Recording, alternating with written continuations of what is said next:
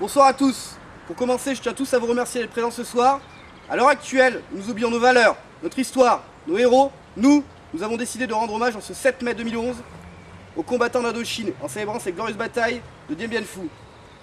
Alors que le conflit indo-chinois tremble depuis 1946, en 1953, le général Salan, malgré les 400 000 hommes dont il disposait, ne pouvait résister à l'offensive du Viet Minh au Tonkin, soutenue officiellement par les Soviets et officieusement par les ordures du USA. Tout en cherchant une issue, la France, pour être en position de force à la table des négociations de Genève, devait remporter un fait décisif en Indochine. Ce fut l'objet du plan Navarre, qui prévoyait l'occupation d'une cuvette située à 500 km de Hanoï et à quelques kilomètres de la frontière du Laos, Dien Bien Phu. Sous les ordres du colonel de Castries, la cuvette de Dien Bien Phu devait être un point stratégique dans le but de réduire les forces Viet Minh par le bouclage de la zone. La bataille de Dien Bien Phu commença le 13 mars 1954 à 17 h. Pour de nombreux jeunes Français, l'enfer allait avoir un nom. Ce même jour, à 22h30, la colline retranchée de Béatrice tomba. Le 14, c'est au tour de Gabrielle d'être prise par les Rouges après une défense française héroïque. Anne-Marie, quant à elle, succombera dans la journée du 17 mars, après des heures de résistance à 1 contre 50. La perte de ces collines et l'esprit un peu trop conventionnel d'une certaine partie des généraux entraîna la chute de la cuvette. De nombreux avions sont détruits. L'aéroport devient inutilisable, ce qui bloque l'évacuation des blessés et l'arrivée du ravitaillement. Nos hommes, malgré toute la bonne volonté, se trouvent dans la capacité de détruire les positions d'harcèlement Viet Minh. Effondré de ses erreurs stratégiques à répétition, le colonel de Pirotte, chef de l'artillerie, se suicide. Après 50 jours de combats acharnés, dans la nuit du 1er mai, commença la dernière phase de la bataille. Le 6 mai, Eliane 1, dernier bastion de la résistance, tombe. Le 7 mai, nos soldats font sauter armes et munitions pour ne rien laisser aux communistes. À 17h30, le PC français tombe après une dernière résistance digne de nos anciens de Cameroun.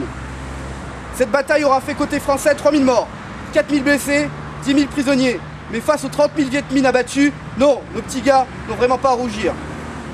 En tout, le conflit indo-chinois sur la période 1946-1954 aura fait du côté de la nation 40 000 morts, 70 000 blessés, 9 000 disparus.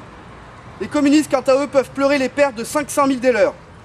Le 21 juillet 1954, la guerre est finie, mais pas pour tous. Pour nos prisonniers français, l'enfer commence. Pour eux, l'oubli de leur nation, l'horreur ne fait que débuter. Torture, redressement politique et tant d'autres choses habituelles au communisme sont appliquées quotidiennement, même par des commissaires politiques français tels que l'ignoble ordure de Boudarel. Une pensée aussi pour tous les petits gars blessés rapatriés en France par voie maritime et balancés à l'eau sur les ports du Sud par le fameux et si respectable Parti communiste français. Aujourd'hui, en ce 7 mai 2011, 57 ans après cette glorieuse bataille, le Front comtois n'a pas honte de dire que nous sommes fiers de soldats d'Indochine et que contrairement aux termes de méchants colonisateurs qu'utilise l'État, l'éducation nationale, pour parler de ces petits jeunes de 18 ans morts pour la patrie, nous préférons le terme de héros de France. Rendons leur hommage et transmettons la grandeur de leur sacrifice dans notre entourage et aux générations futures.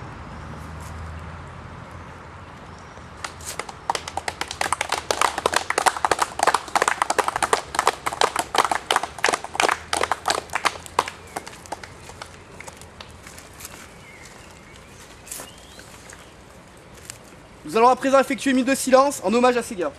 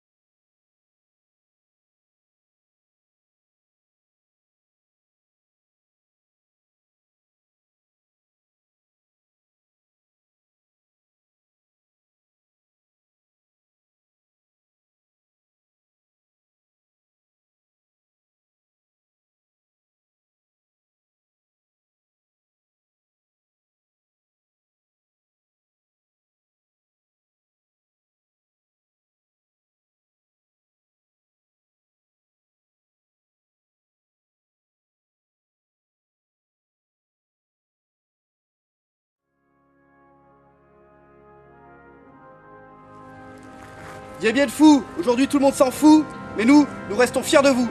Merci pour vous d'avoir été présents. Qui vive France! Qui vive France! Qui vive France!